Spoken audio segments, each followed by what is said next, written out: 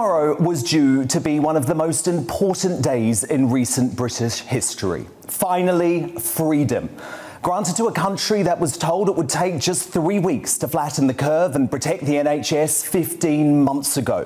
A return of our God-given civil liberties as the government finally stepped away from controlling every damn aspect of our lives and learned to trust us again.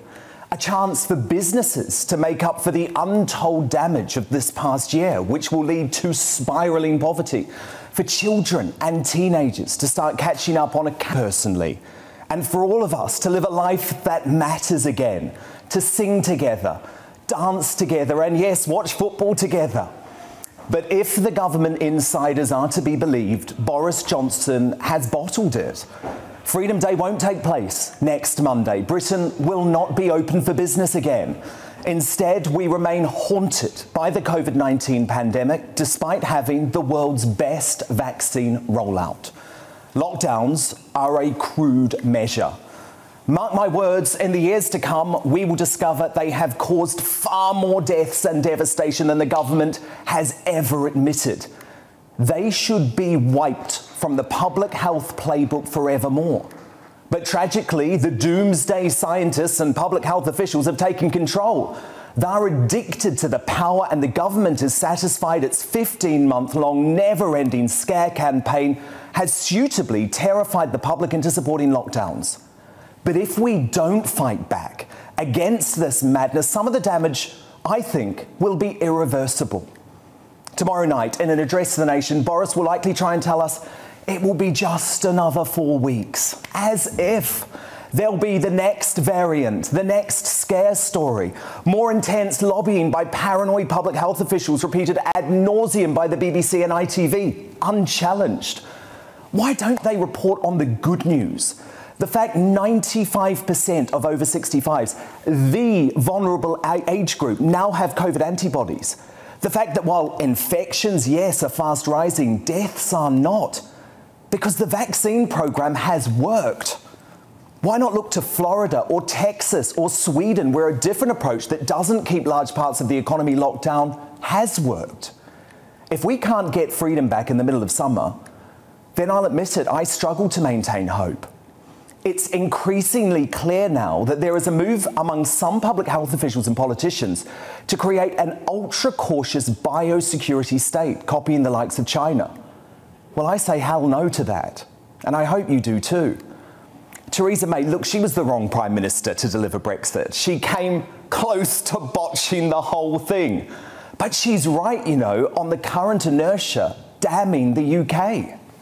It's incomprehensible, I think, that one of the most heavily vaccinated countries in the world is one that is most reluctant to give its citizens the freedoms those vaccinations should support. Believe me, I want to keep faith with that swashbuckling Brexit hero Boris Johnson, the only political leader who was able to fight the establishment and deliver on the biggest democratic vote in our history. But he must tap into his soul and realise creating a semi-authoritarian state blighted by constant lockdowns is not the legacy he wants. More than 50,000 weddings have been booked in the next month alone. Nightclubs have rehired staff and paid for supplies. Theatre productions are ready to open. Set us free tomorrow, Boris, without dither or delay. Ever so predictably, there were boos as the England team took the knee before their fantastic, mood-enhancing victory against Croatia this afternoon. Temperature of around about 28 degrees at the start of the game as England's players take the knee.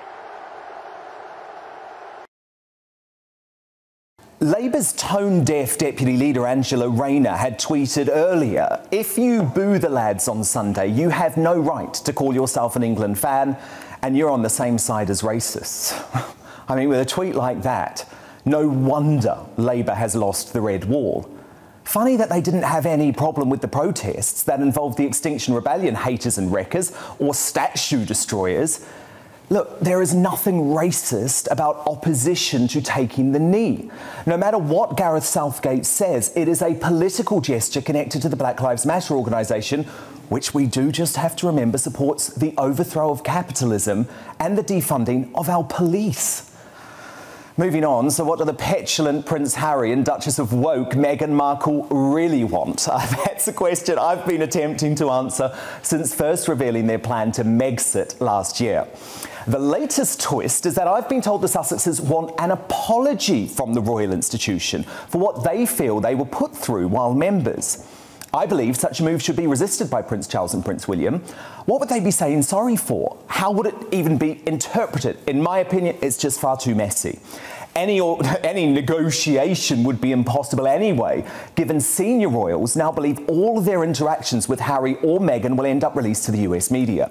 And you know, tensions were so high when the Duke of Sussex returned for Prince Philip's funeral that neither Charles nor William wanted to be left alone with Harry so that conversations could not be misreported. What a complete and utter mess. And on a personal note tonight, I want to welcome you and thank you for being part of this news revolution. The brilliant and I have to say very agile team at Tonight Live have been working so hard behind the scenes to create this new 24-hour news and radio network.